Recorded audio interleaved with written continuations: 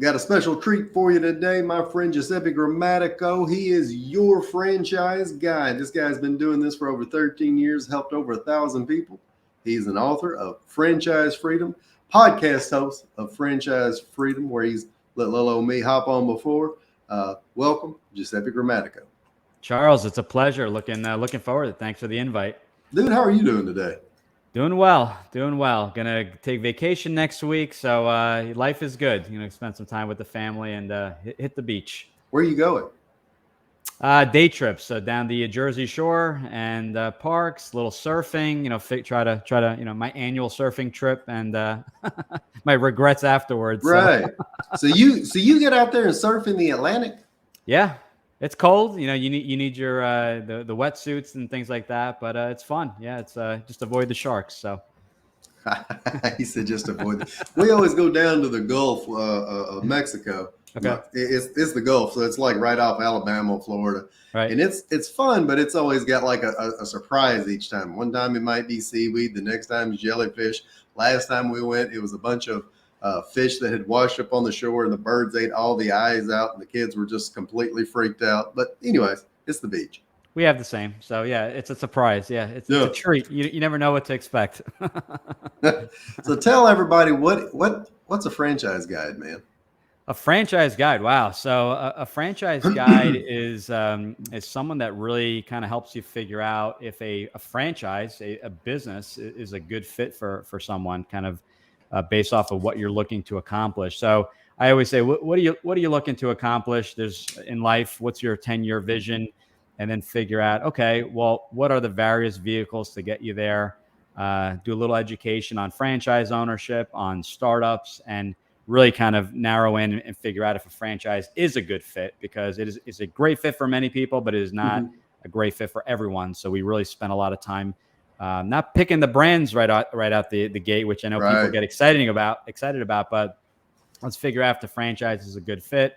What's your time frame? What are you looking to accomplish? The investments, we talk about that. And then we say, okay, let's figure out what's the right, business kind of setup. What does it look like? Where are you located? Employees, structure, things like that. And then we dive into looking at brands. So that's the guide. It's someone that lays the blueprint to figure out, what your ideal business looks like. You're Yoda and I'm Luke Skywalker, and you're walking me through the process. That's it. So I jumped the gun a little bit. How'd you even get into this? How did you know this was a thing?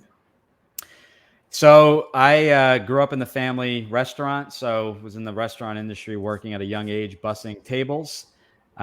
First, and then I said, you know what, this is great, but the hours, the holidays were, working every holiday, working weekends, nights. So first person to go to college, had a great job, worked on Wall Street, and just was not fulfilled.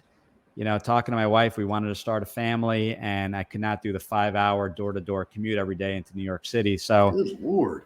I said, something's got to change. Something's got to give. So we talked about business ownership, but I didn't know what type, and I knew it wasn't a restaurant. And by the way, nothing wrong with restaurants, but for me, it was not a good fit.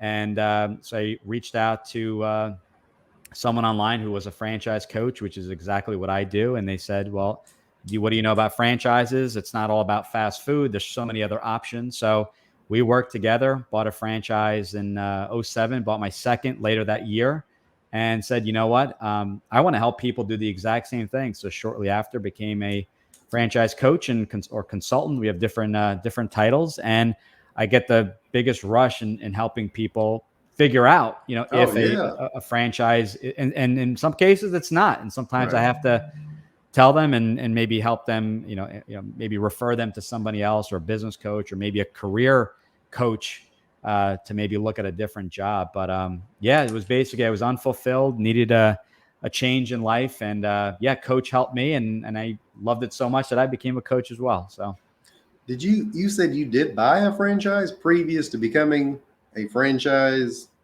guide? We'll stick with the term. What was the franchise you guys had?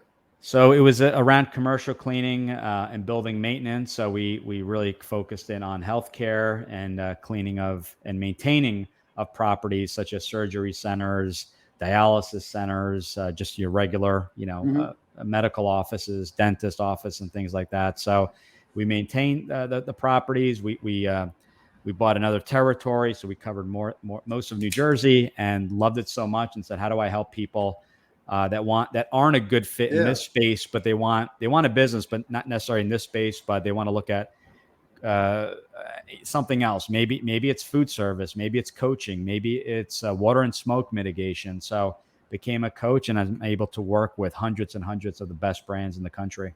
Did you guys sell that other franchise, or did you keep it? We sold that. We had just a buyer kind of came to the table looking to grow a regional business, and acquired us back in early 2020. So since then, I've been able to really focus 100% of my time on this business.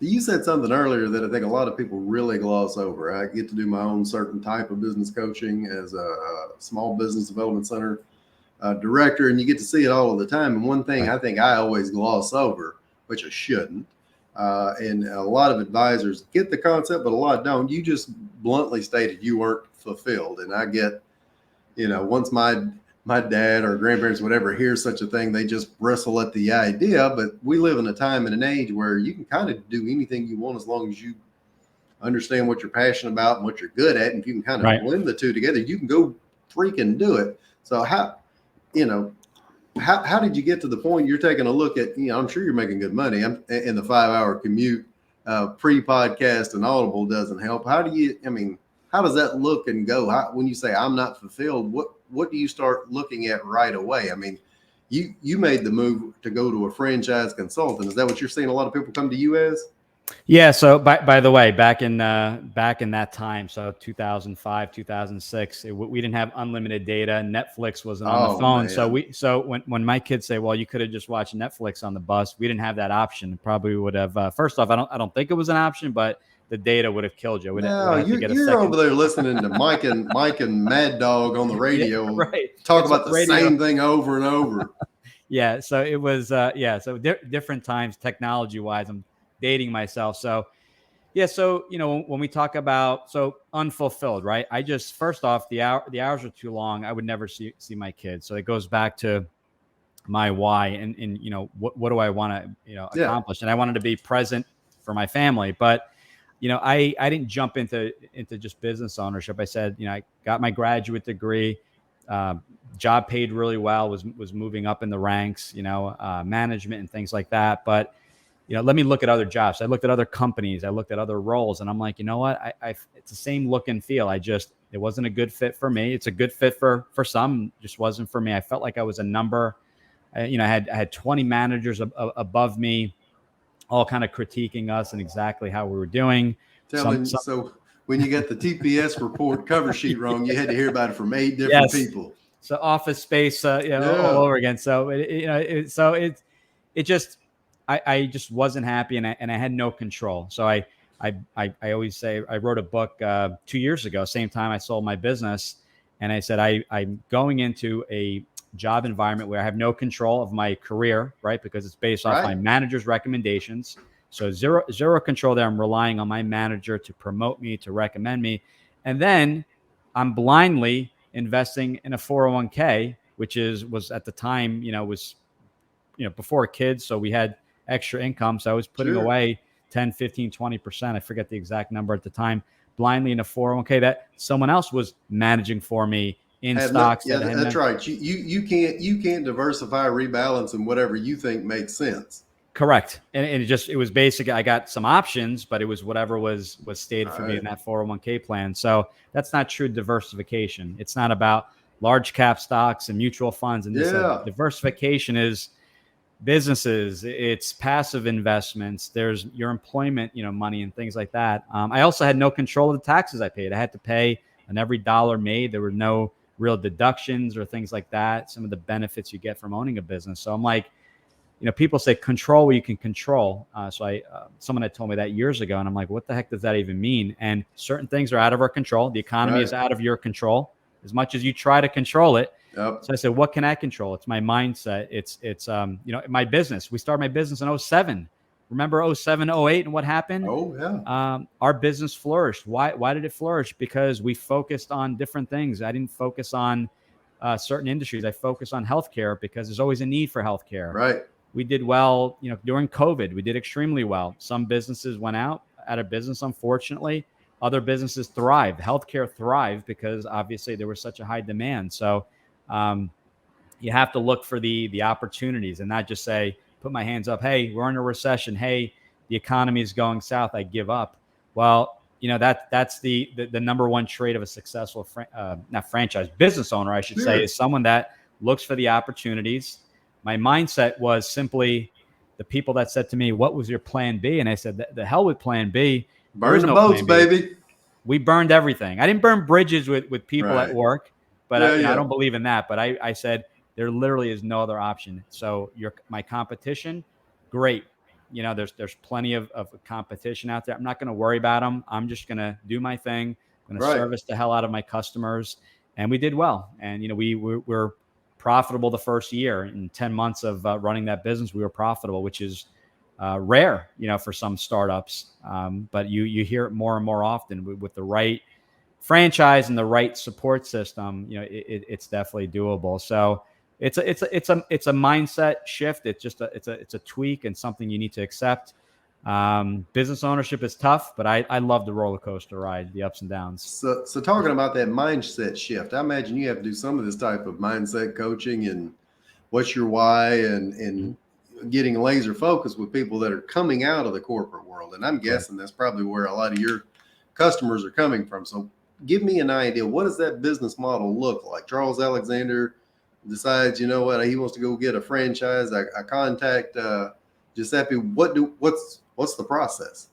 The process is reverse engineer everything we do. And reverse engineer is, let's figure out what are you trying to accomplish? So, is it to create more time? Is it to create another income stream? So let's figure out why we're talking today.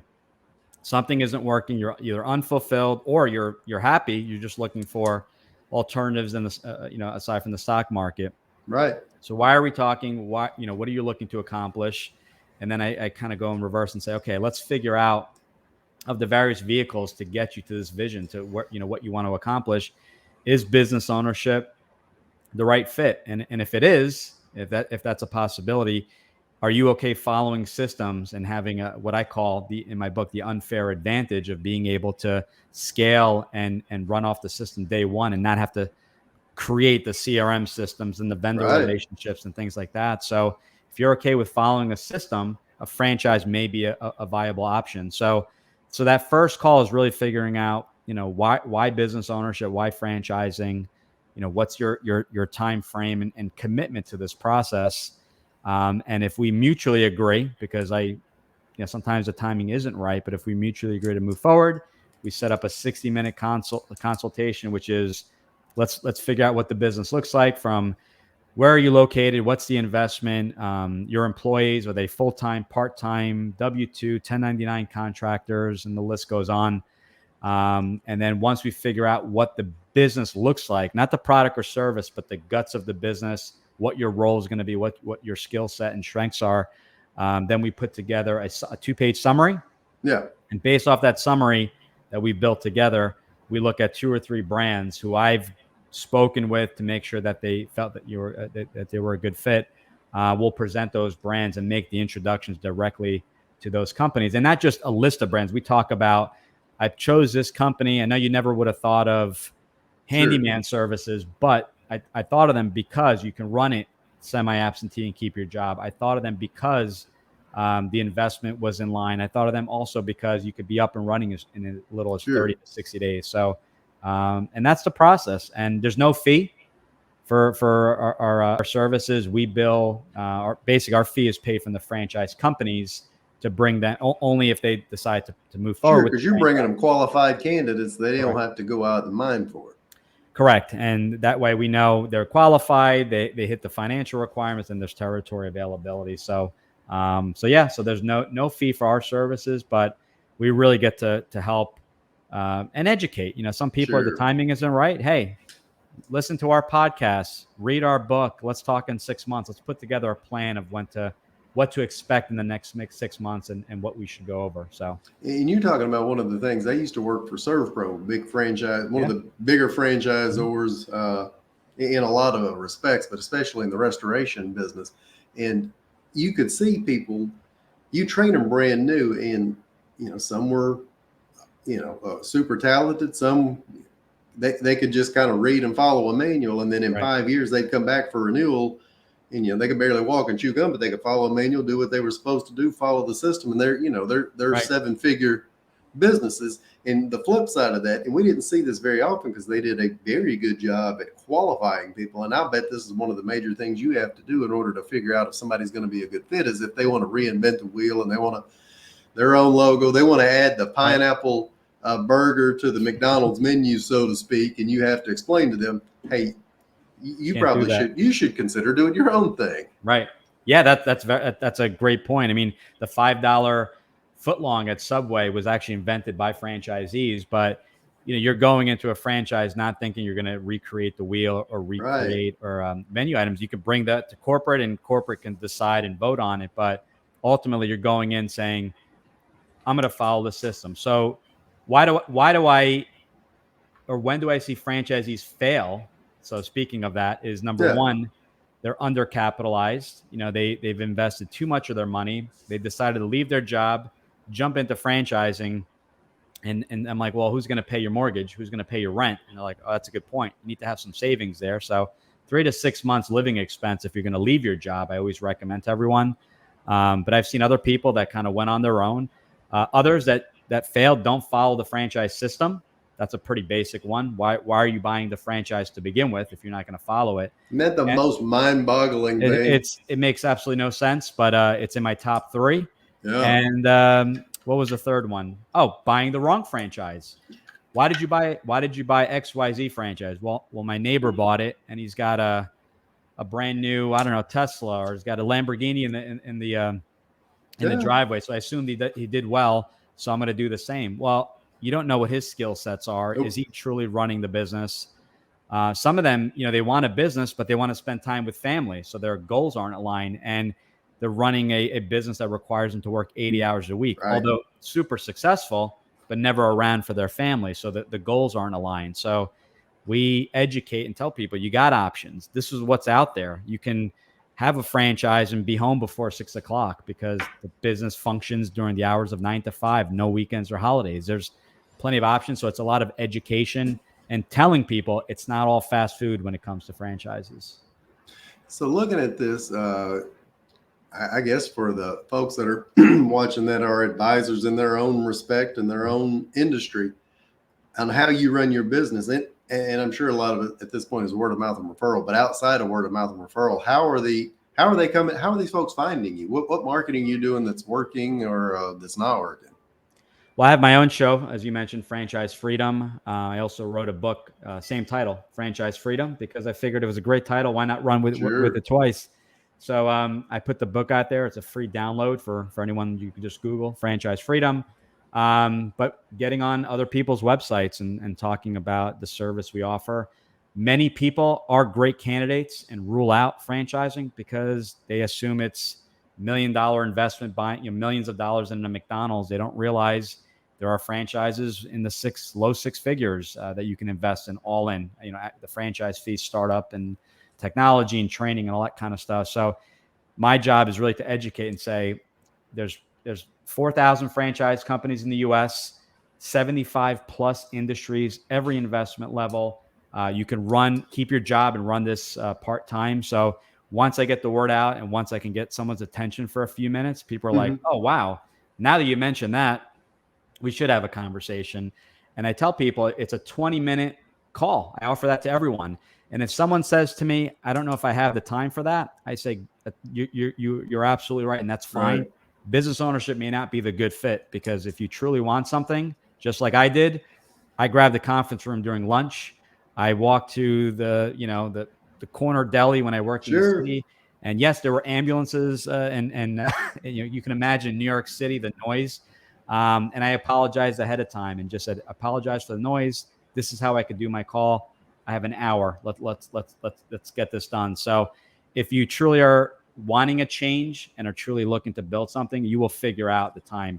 If you don't have 20 minutes of the call, I would be a little concerned and I would take a step back and figure out your priorities and what you're doing with your day. So, man, I tell people that now, and that's for let's say they come to the Small Business Development Center and they want to start a business, and we've got an on-demand version, or you can come to this workshop. Well, just can you give me a call about 6:30 tonight? That's when I get off work. It's like, no, that's when I'm hanging out with my family. Well, that's the only time I have. Like, if you can't figure out how to manage your time a little bit to do any of that, probably starting a business might not be in your wheelhouse just yet. I agree. It's like a doctor when you call your I just came for the dentist. If I ask my dentist, I work 9 to 5. Can we do a 7? You think he's gonna accommodate me? No. Oh, so man, he'll be right over. Sure, he'll come over the house and take care of it. So you really need to take a look at how you're spending your time. Are you on Instagram and are you on YouTube looking at videos, or is there truly time? Is there truly waste in your day that you can cut back on and say, okay, this is the time I can commit. It's at lunch, 12 to 1. But give yourself the chance to learn a little bit more. Maybe it's consuming a book. Maybe it's watching a podcast like today. But give yourself a shot just to even educate yourself so that you can rule out if a business is a good fit. If you're not happy, you got to do something different. You need some change. So I encourage everyone to kind of step out of their comfort zone and try something new, learn something new. Yeah, I always tell folks, if you feel like you don't have time, if you're an iPhone user, go to the settings and then screen time. You'll figure out real quick where your focus has been spent for that last day or week. It'll shock you. Oh, my God. So in looking at how you run your business, is there a very specific tool or software that you kind of rely on in terms of staying organized, or anything that you can recommend? Yeah. So I use the same platform that this show is on, for a StreamYard, for all my one-on-one meetings as well as my podcasts. There's a free version as well as a paid. So great quality, and you just send the link out. There's no programs or anything to download, as you know.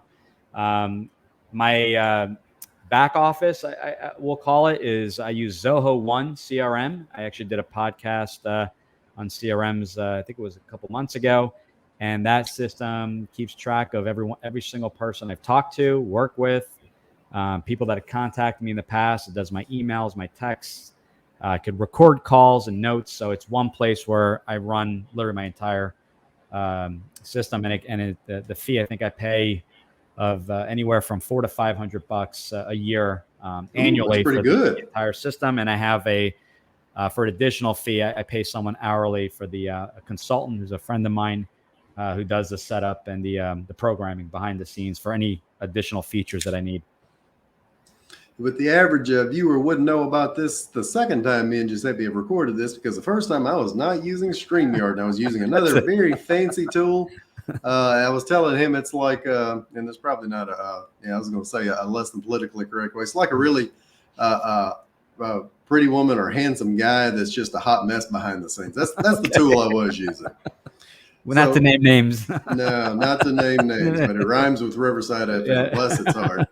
So anyways, you've been pretty cool with your time here today. Let's flip the switch real quick. Going back to what knowing now what you knew then, what would you tell, let's say, your 25-year-old self?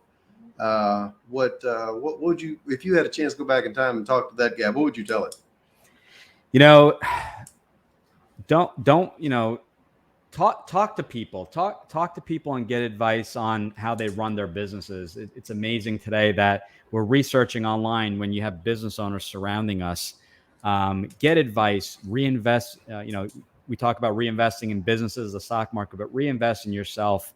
I worked with a coach just on mindset alone, which helped out a lot. But the biggest takeaway is that there's no right or wrong. I know for me it was like, is this the right way? And I would ask people, for the same question, and people would be like, well, I don't know. I'm not you. And everyone's situation is different. So I think if you just trust in what you're looking to accomplish, and if it is to create time and financial freedom, a business, whatever that business is, franchise or not, can definitely create that time and financial freedom. So don't second guess yourself. I have no regrets and no doubts. I went with my gut. I obviously educated myself.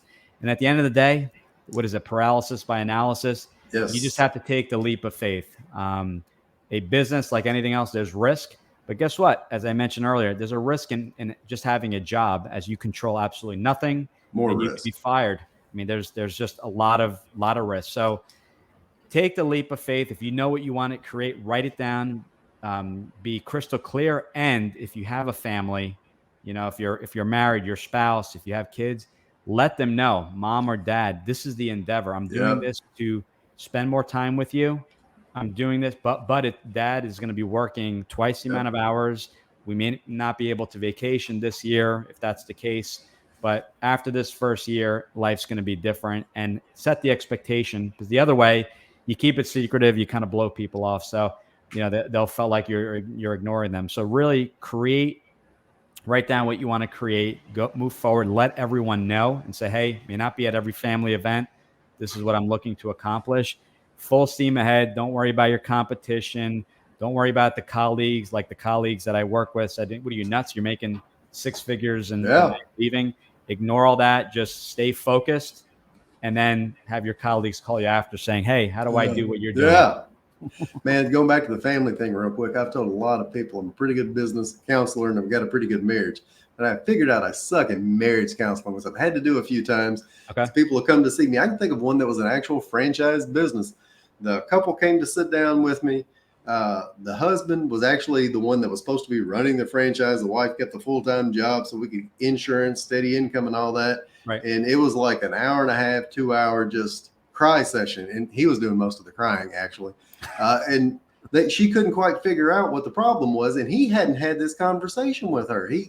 She still expected him to pick up from soccer practice, do Right. Taco Tuesday. Yep. And, why aren't we making money?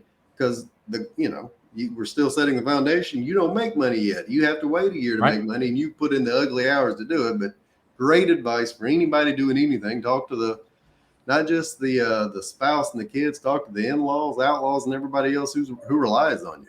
Communication is key. And I see that's a major issue where it shuts down. No one knows what's going on. And then, well, he's not spending time with me, so there must be something wrong. No, maybe that person is trying to build a business, but it should be his job to say, hey, I'm sorry, I'm just inundated. I need help.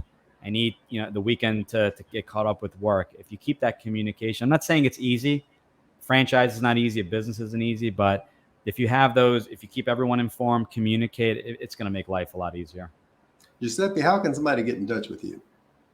If you go right to the website. So Giuseppe Grammatico is my full name. That's a mouthful and it's hard to spell. So we went with the initials. So GG, the franchise guide. So it's GUIDE. So GG, the franchise guide.com. You can download my book, Franchise Freedom, for free. That's a good starting point. My webinar, if you're more of a visual person, talks about the risks of having a job. And also 105 episodes of our podcast. If you're ready to chat right now, hit the book a call, 20 minutes directly on my live calendar, and I would love to chat. Even if you're not, maybe this is 10 years down the road and you're in college and you need some general advice, I give anyone that books 20 minutes, we'll put together a plan. Maybe we talk and stay in touch every 6 months, but we'd love to chat and answer any questions you have. Man, thank you so much. You have a great day and a better vacation.